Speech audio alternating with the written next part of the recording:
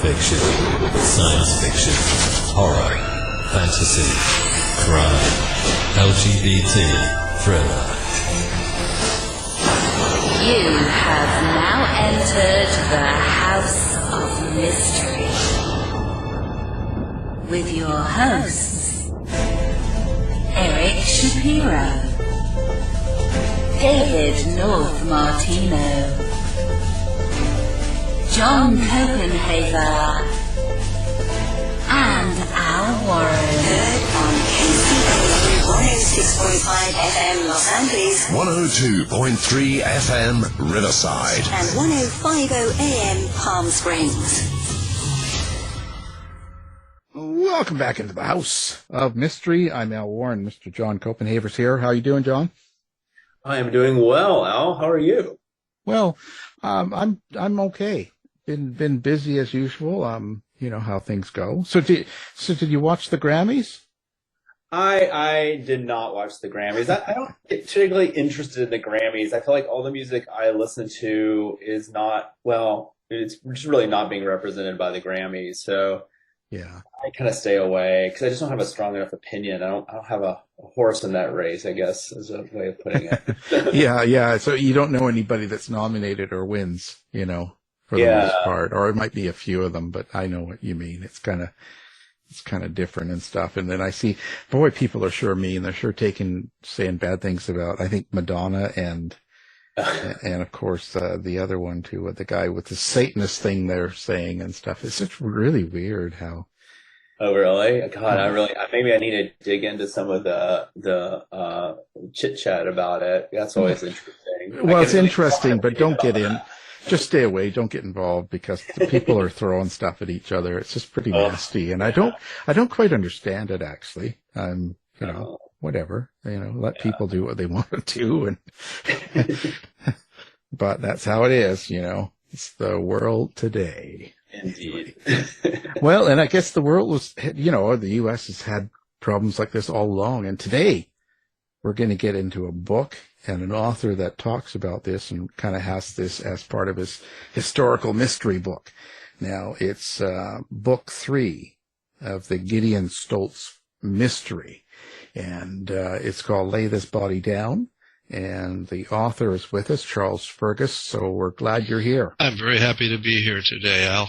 Well, Charles, this is quite a book here. Just going through it, and I noticed that, this is kind of a period piece. So you're talking about the period of pre-Civil War in America, like 1837. And for some reason, I guess I should know, but there's a lot of people that probably don't know what's the atmosphere in the U.S. that sets up for this book in 1837. It was a fantastically interesting time. Honestly, it was known as the Age of Andrew Jackson. That's what we call it today, or the Jacksonian era. Andrew Jackson was president from, I think it was 1829 to 1837, Old Hickory. He was quite a character. He carried around a pistol ball lodged near his heart, which was the souvenir of a duel that he had fought as a younger man. So, it was a rough time, a rugged time in our country's history. I guess you have to do a lot of research to kind of get into a story that sets in a time like this, because you want to still have the history correct. Absolutely. The history's just got to be correct. There was an article in the Washington Post today about how when somebody writes a historical novel and they have an anachronism in it, it just kicks the reader right out of the story. And so you really don't want to do that, and you want to give credence to this very interesting and very intriguing time in our country's history. There's a book about the Jacksonian era that's called Waking Giant, because our country was really beginning to flex its muscles. It was, our country was expanding rapidly to the west. There was an economic boom. And, there was lots of controversy at that time. America was full of new ideas. Like today. Well, that's one of the things that fascinates me about this time period, because much of what was taking place back then, it sounds kind of hauntingly familiar. You had controversy that was raging over foreign immigration, prison reform, free education, evangelical religion, gun violence, and growing inequality of wealth, and who should have the right to vote. But the real hugely divisive issue of the era, and the one that is framed and talked about closely in Lay This Body Down, is the fact that we had a group of human beings enslaving another group of humans solely because of the color of their skin. Yeah. And that, most of those issues still stay with us. I noticed that too when I do some writing in history. I'm covering more murders, but I noticed going through the papers that it's kind of the same fights over and over again. 100 years later or 200 years later, it's just the names change, but it's the same sort of battling, about this stuff. Yeah. And I try not to let it get me down. I try to, one of the things that I like about mysteries, and maybe you do too, is the fact that they are really hero stories at heart. You have people who are trying to do the right thing, solving a crime, trying to bring order and try to restore tranquility to society, normalcy after a really, awful event. So it kind of gives me, I like to read mysteries because they really offer us a clear picture of what is right and what is wrong. Yeah. And I think that's important.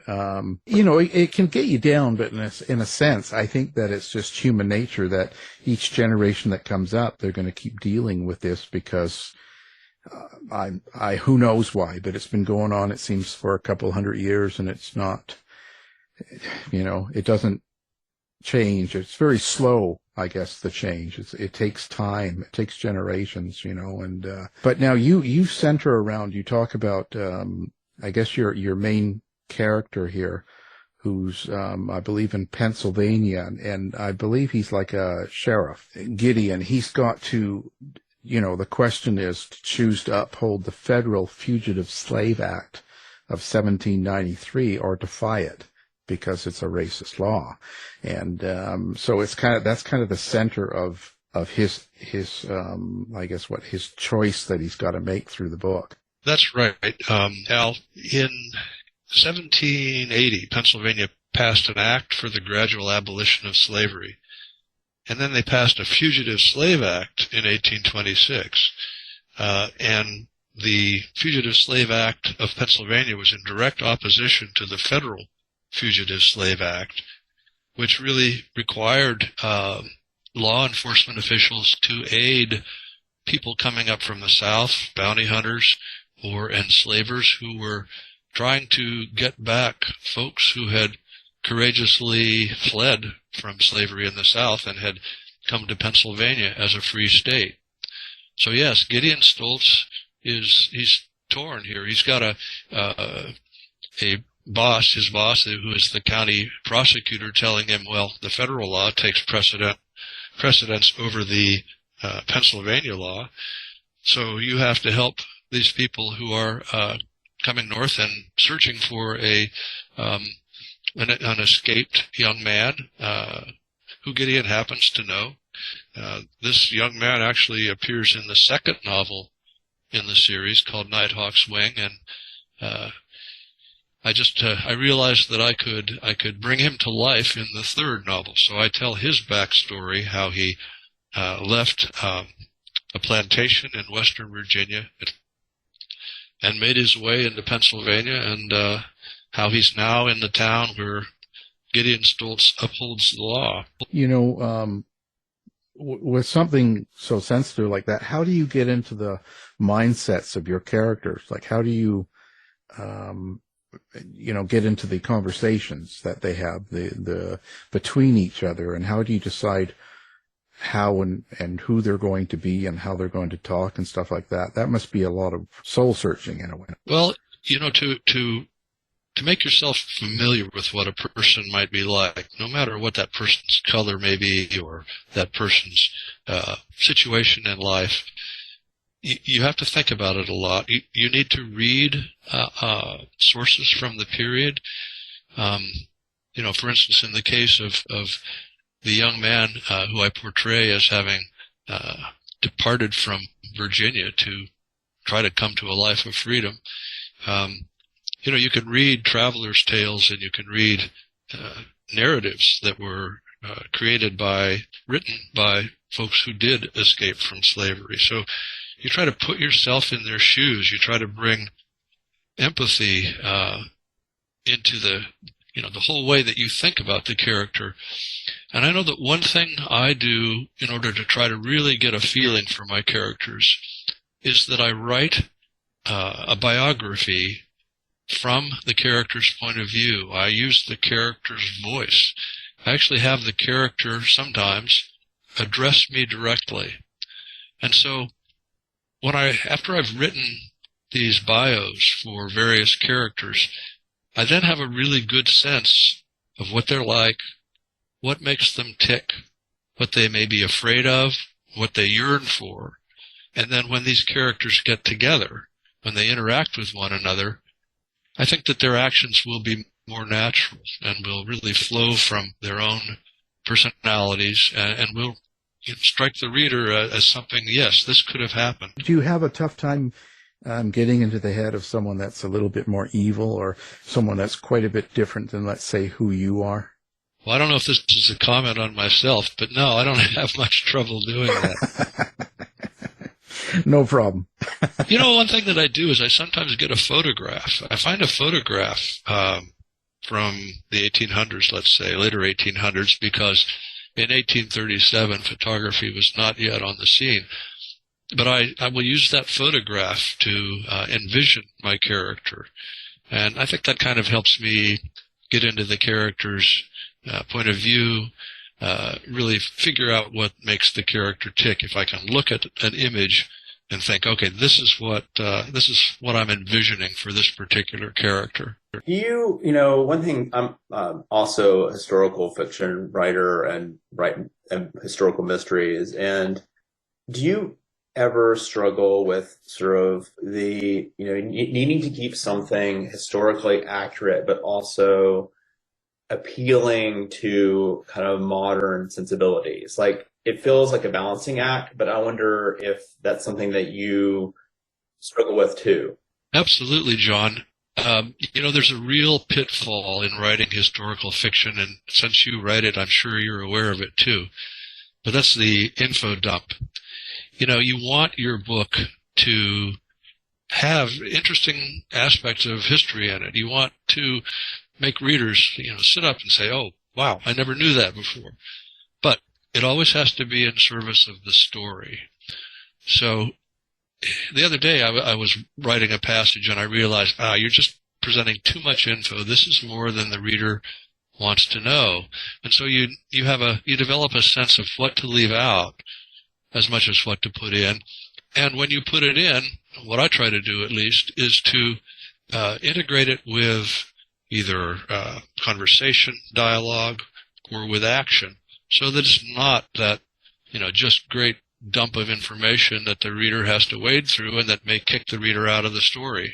Yeah, that sort of grand narrator stepping in and sort of spewing information to the reader. Modern audiences just really don't want that. Although if you look back sort of, at novels, maybe from this time period or maybe a little bit before the time period you're writing in, there's some of that. You have some of these, moments of almost essay-like entries, but that's just not something you can do. So you're right. You do have to find a way to kind of have the characters talk about, the, I guess their version of current events, right? Well, yeah. I mean, and newspapers were a big deal then. In fact, the victim of the murder in this particular mystery is actually an abolitionist newspaper man. And he turns up dead one night along the road. It may be a robbery. It may be something else. So that's one of the problems that my sheriff has to contend with at the outset of Lay This Body Down. You've got a murder. You have also in this novel the fact that several free black citizens have disappeared. Rumor has it that they've been kidnapped to be sold into slavery in the South. And that happened in Pennsylvania. I've done a lot of research into that topic and read about people who were kidnapped, and basically they lost the rest of their life. They were sent far south into the part of the South that was growing cotton, and there was very little hope that they could get back. It must have been just a horrific feeling for them and their families and their friends and their communities. And then the third problem that my sheriff main character faces is that this white enslaver from Virginia and a hired bounty hunter are showing up in town looking for a teenage runaway, and Gideon Stoltz has to make the decision, all right, which law do I uphold, the federal one or the state one? Yeah, it's kind of a moral or ethical problem that he has to parse to move forward, I imagine. That was a situation that really a lot of people faced during this era. There was tremendous controversy over slavery, and you had, in the North, you had a lot of people who were abolitionists. They wanted immediate abolition of slavery. In the South, you had people who were saying, this is our tradition. These people are our property. They're our chattel. It's hard for us to believe today, but this really held true. And, in the North, while you had a strong abolitionist movement, you also had a lot of people who were becoming wealthy because of slavery.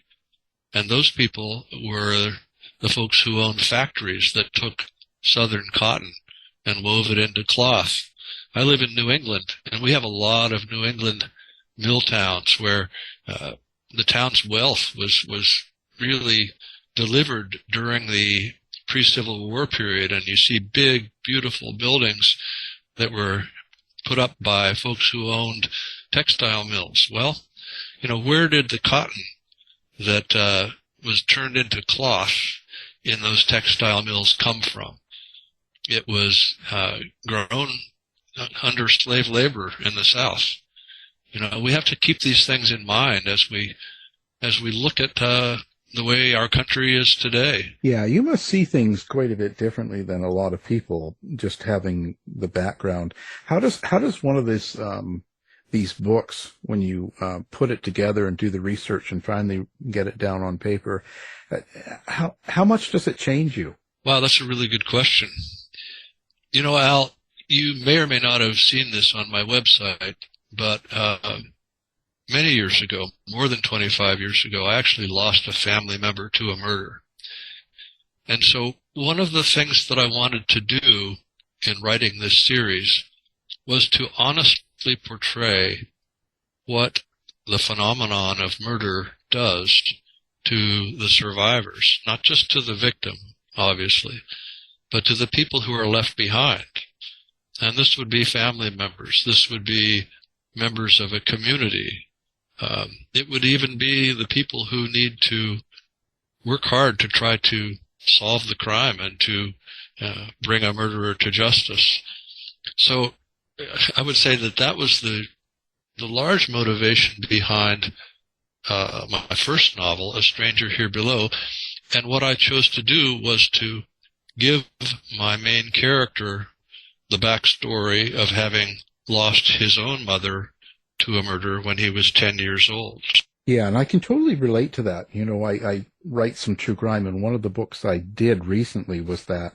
And throughout the book, the whole idea was to deal with a lot of family members and police.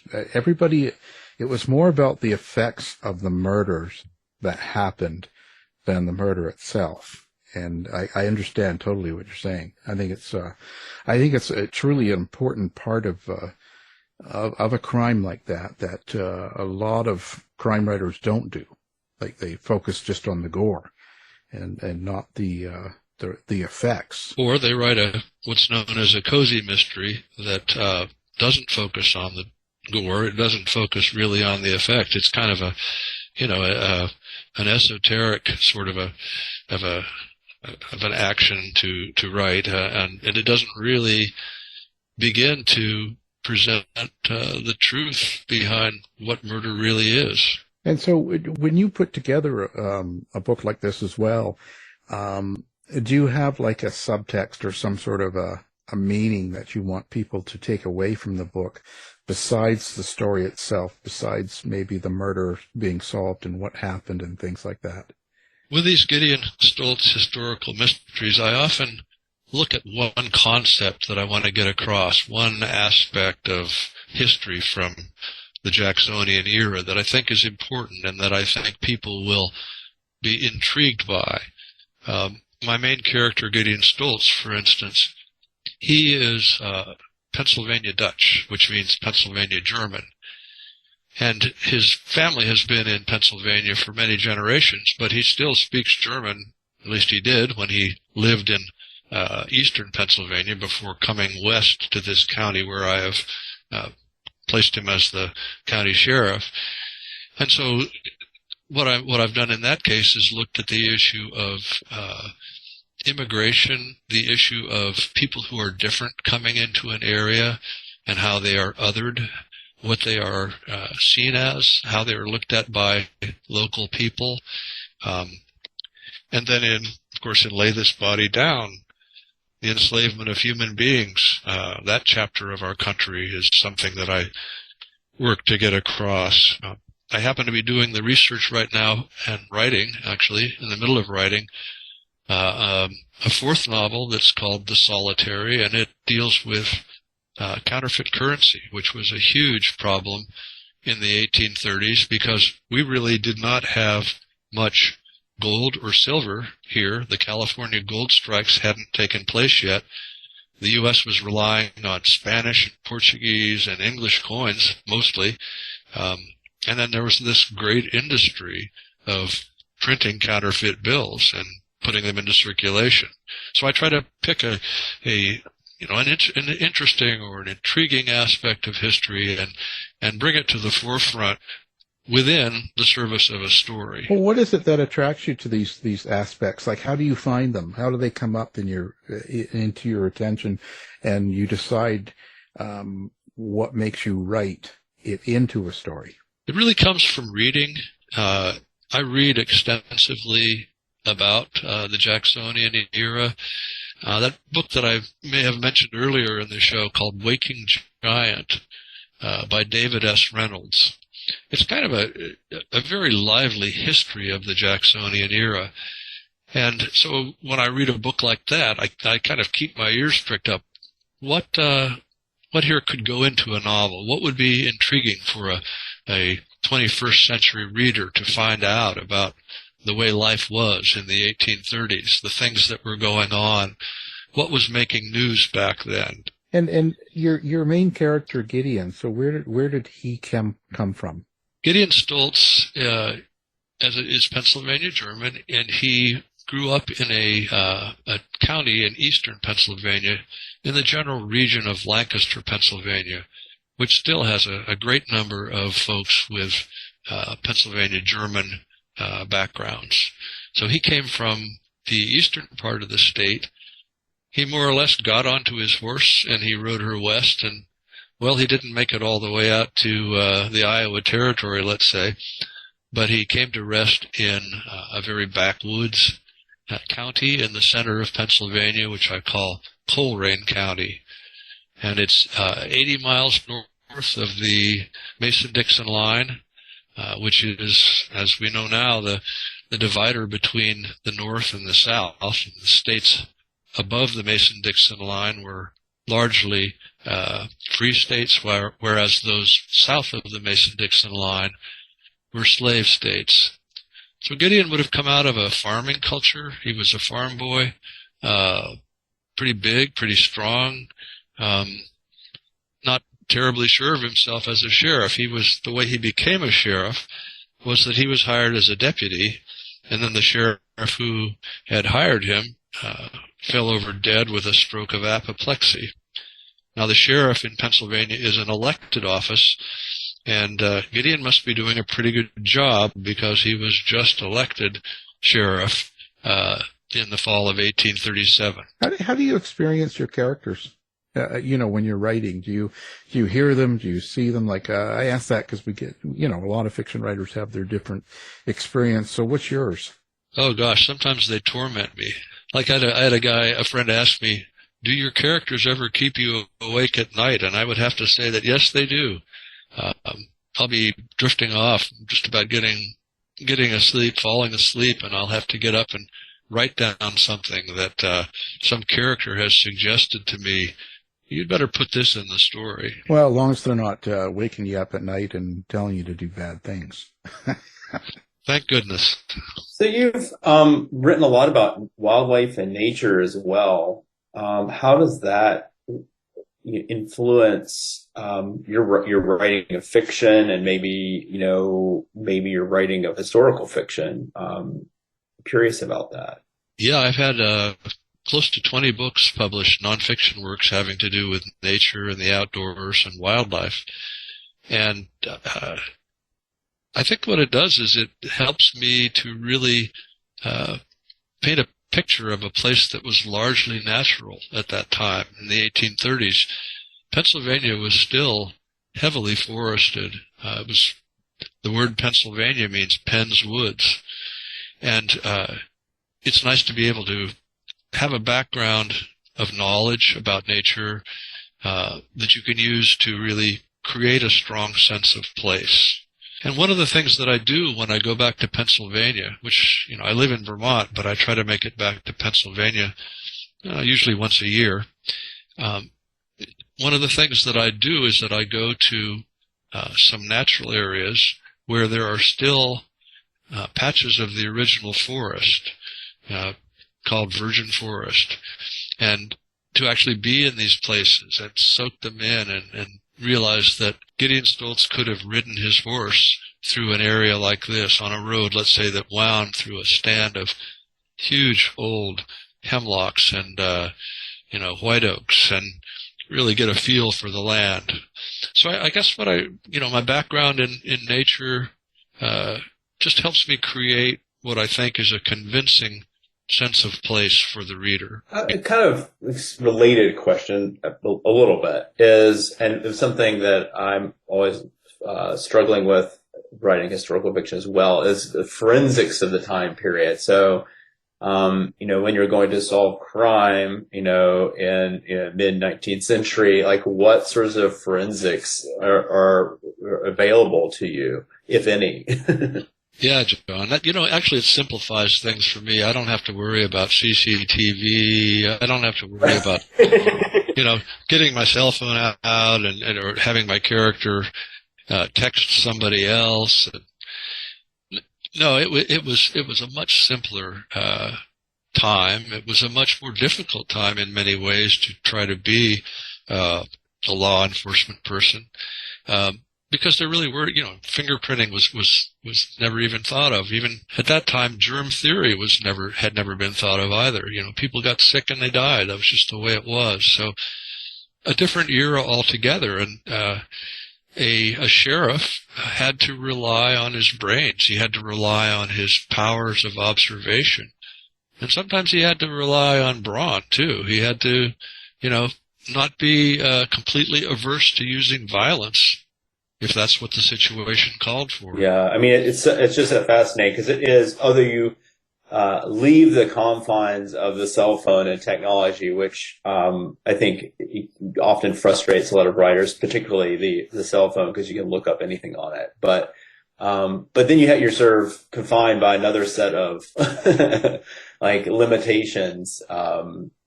But yeah, there is. I deal with sort of 1950s and 40s, so there is some degree of sort of forensics going on, but not, of course, to the level we have today. But yeah, do you find that your mystery plots have to then hinge more on a character's sort of read of other characters, sort of more of a psychological detective, or do you feel like there's a lot of clues and sort of pursuit of that? Well, there would certainly be physical clues that an 1830s sheriff would be looking for.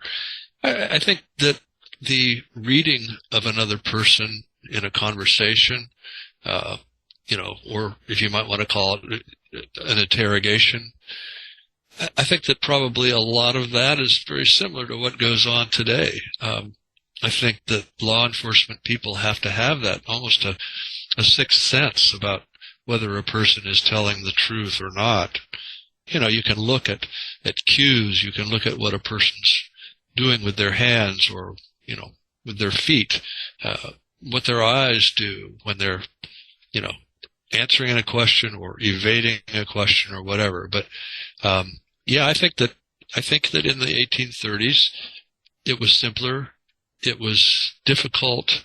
And yet, somebody using common sense and their understanding of human nature could really begin to figure out, who may have caused a crime, what may have happened, and why. Plus, the cops can be a lot rougher to their people back then. They could slap them around. Yeah, although Gideon Stoltz is not really that kind of a cop. Well, don't you just take it out on your bad characters in your writing? There's more action and more violence, in fact, in Lay This Body Down than there were in my first two mysteries. But I think in this particular case, it's called for because these were violent times, and you had very desperate and, in some cases, I'll say evil people, especially folks who, let's say, were kidnapping free people and trying to sell them into slavery. I mean, that takes a certain desperation and a certain evil mindset to be able to follow through on something like that. So, let's just say that the climax in this book is pretty active. Yeah, and and a lot of those characters, like the people like you're talking about, pretty evil. They're,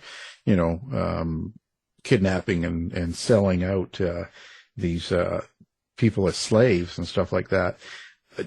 But you kind of have to put it in a perspective too, don't you? Have to kind of write it as if they probably think that they're correct in what they're doing. So, even though they're wrong, but in their minds, they believe in what they're doing too, right? Or am I totally off? Well, I think that you're not totally off. I think that, the tradition of our country was one that had actually been founded on the oppressing of one group of people by another. So, yes, some people might have thought that this was normal. I would think that most people, though, who, if they were intelligent and if they were rational, would look at what was going on plantations in the South and what was going on in cities where people of color were being kidnapped off the street sometimes. They would have looked at that and they would have certainly said, this is evil. I cannot imagine people who would not have come to that conclusion. Now, maybe they could talk themselves out of it. Maybe they could rationalize that sort of behavior. But, at bottom, this was really bad stuff that was happening. And I think we have to own up to that today. I want to circle back to something we were talking about earlier in terms of the depiction of violence on the page, because it's actually something I think a lot about. And I know people have lots of different opinions about it. You mentioned cozy mysteries, and I have a lot of cozy mystery fellow writer friends, and I see it from their point of view, and then I think about it myself, and I'm like, well, I really want to put violence on the page as honestly as possible. I don't want to indulge in it like you're enjoying the description or something, but it's just curious because I guess, maybe a writer has a different thing in mind. Maybe cozies are operating in a different way than, more realistic crime fiction. I don't think they probably are realistic, I guess. I don't think they don't read to me as very realistic, but I'm just curious, like, do you, like how do you go about like thinking about how to write it in a very sort of craft sense? Like, how do you, what do you put on the page, and how much, and what's too much? Well, I'm going to tell you how I look at writing a scene, whether it's a violent scene or a different sort of a scene. But one of the things that I really believe in is having faith in my reader And that faith is founded on the idea that if I take a certain observation and honestly put it down on the page, and the reader reads it, then they're going to have a similar reaction to what I had when I maybe envisioned a scene or envisioned an action. In terms of violence, I don't really like to write a lot of violence, and when I do, I kind of break it down and make it sort of, cut and dried, a series of actions, and I don't try to stretch it out for a long period of time. I don't like to consider that. I don't like to write that way. But again, I try to do it in an honest way too. And in 1830s America, for instance, we had flintlock weaponry. Only slowly were percussion guns coming along, and really right around 1837 was when Samuel Colt in New Jersey created the first repeating revolver. And after that, there was a big jump in violence, as you might imagine. I don't really try to wallow in the violence, but I try to portray it honestly, and as I think it would have happened in the 1830s. I guess you have to be kind of conscious of how the conversations go between your characters, because back then people were a lot more brutal in their racism and how they spoke to other people. Do you have to be kind of aware of how you put that out there? You certainly do. I think a major task in this kind of a novel is to portray practices and attitudes that we find horrific and deeply offensive, but without being offensive in the way that you present them. And that's a tall order, really. Language, for instance, was something that I really struggled with. What kind of words are you going to put on the page? And there were some real terrible slurs and pejorative words that were used to describe black people just because of the color of their skin. So I've elected not to use certain words that other people might think would have been common in the 1830s, and in fact were common at that time. So again, I think that task is to really portray an era, portray attitudes that were offensive, but not do it in a way that offends modern readers, so that they will continue to read and so that they will really pick up on the messages that you are trying to get across as an author. Now, of course, this is book 3 with Gideon, but when you started the Gideon series, what come first for you? Was it the character, and then what event and what kind of things are going to happen to them, or was it the story that come first and then you added the characters? Well, that's a really good question. The first novel, A Stranger Here Below, actually is a story within a story. And years and years ago, my wife found a book at a used book sale, and it was called On the Danish Peninsula, and it had in it a tale about a parson who was convicted of murdering a man and who was hanged for his crime. Actually, I think he was beheaded. This was in the 1600s. But then, mysteriously, after he admitted to this homicide, years later, the judge who had convicted him opened the door to find the man who had been presumed murdered standing on his doorstep. It's kind of a long story and somewhat convoluted, but I thought to myself, why not set this story in 1830s Pennsylvania? In the original Danish story, the judge who opens the door sees this person who he believed had been murdered 30 years earlier, and he dies of a heart attack. Well, I said to myself, let this judge live. Let this judge make a decision on ending his own life because of the guilt he feels and the tragedy that he was a part of. And so what I did was I made this judge the mentor and close friend of my sheriff character, Gideon Stoltz. And after this judge commits suicide, Gideon then needs to find out why. Why did Judge Hiram Biddle take his own life with a shotgun, apparently out of the blue. And this sends him on a path that leads him into a pretty dark history of Coleraine County and the town of Adamant, Pennsylvania. So where did writing start for you? How did you get into writing and doing these books? Oh, I've been writing ever since I was a child. I can remember writing book reports and, kind of being delighted with the chance to sit down and tell somebody what I thought about this work of writing. I went to Penn State as a writing student. I went through the writing program in the English department. And by the way, the professors back then, they kind of looked down on mysteries as genre fiction. Same thing with fantasy. A book that was written from a fantastic point of view, a book that was written as just a mystery, that was actually, they thought it was kind of trashy. But they didn't know anything about like J.R.R. Tolkien, and the Lord of the Rings, what fantastic literature that truly is. And I honestly believe that well-written mysteries can be quite literary and, just excellent fiction. That snobbery, I'm afraid, isn't entirely over.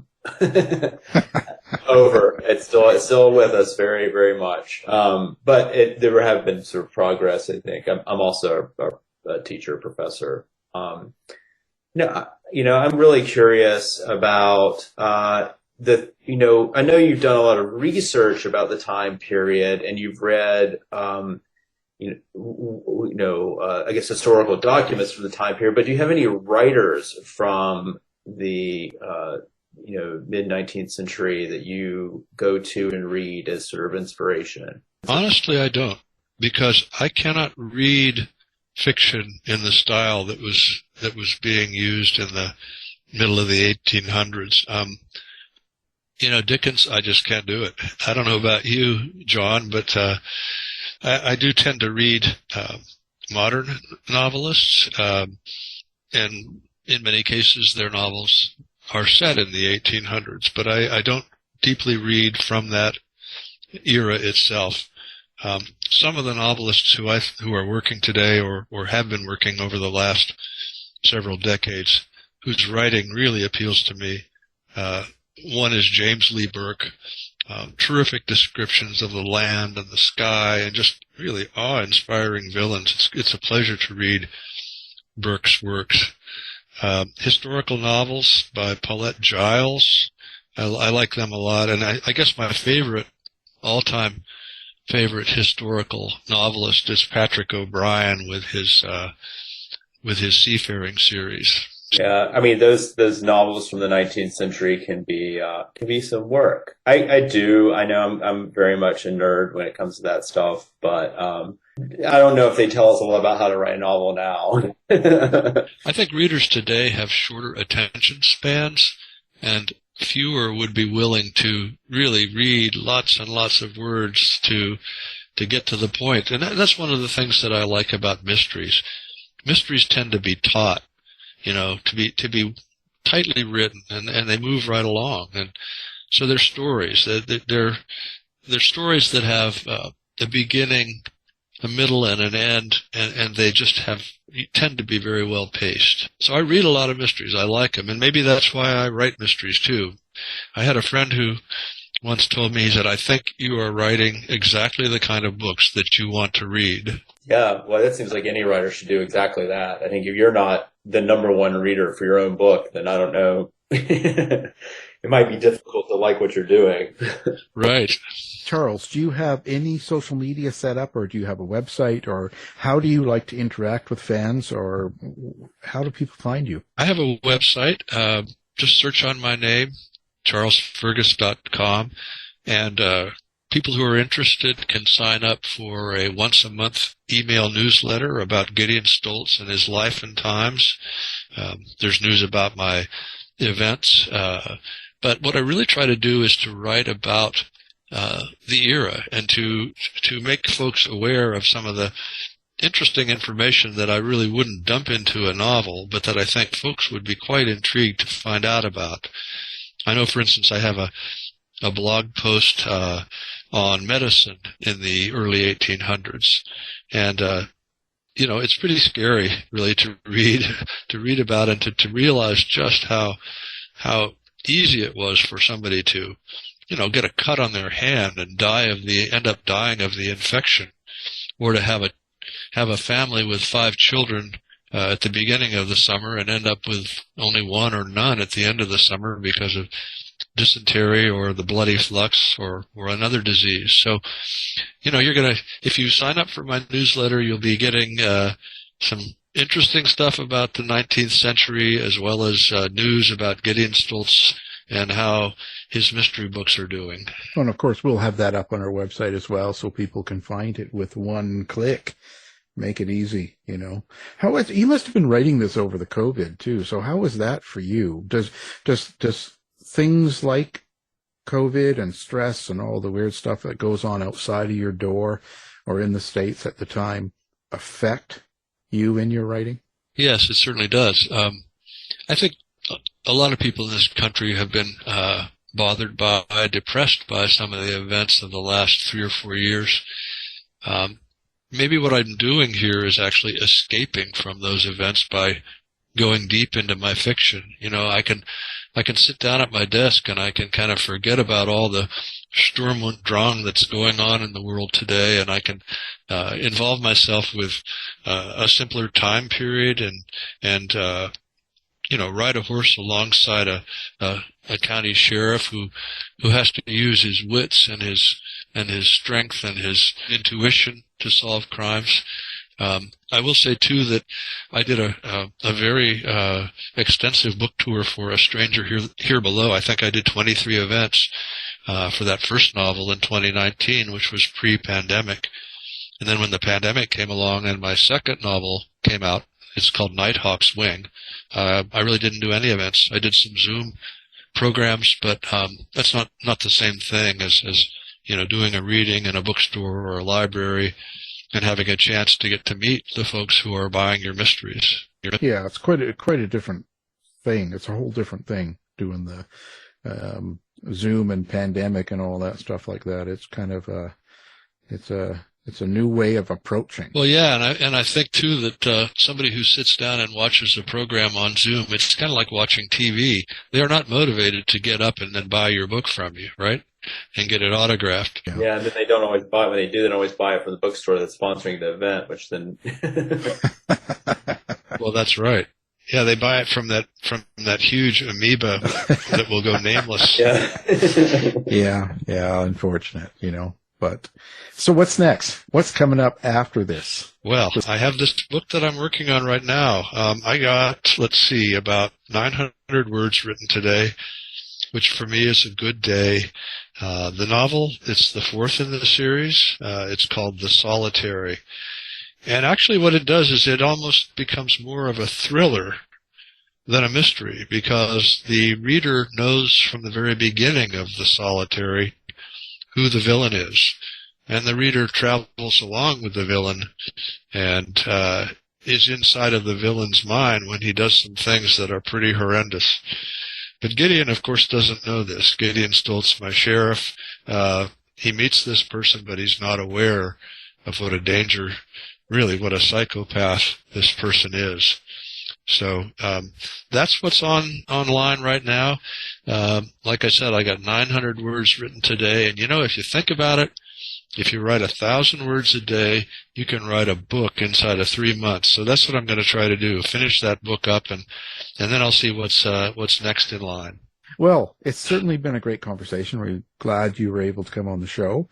Now, of course, the book we're talking about, Lay This Body Down, and it's a Gideon Stoltz Mystery. It's book 3, out February 14th. And our guest has been the author, Charles Fergus. Thank you for being here. It's been my pleasure. Thank you for having me. Thanks, Charles. You've been listening to the House of Mystery radio show.